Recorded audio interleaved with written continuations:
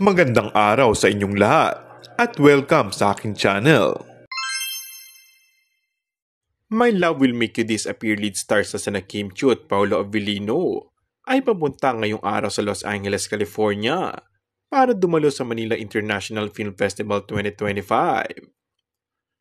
Hindi naman pinalampas ng mga Kim Po fans at naghintay na sila sa airport maaga pa lang. Trending ang outfit ng dalawa dahil twinning nga in all black. Nagpaunlak naman ng interview si Kim at Paolo bago ang kanilang boarding.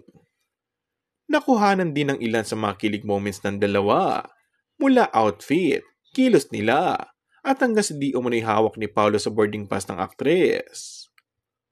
Magkasama nga sila para sa konsyerto para sa Filipino sa USA, kung saan magkakaroon sila ng meet and greet.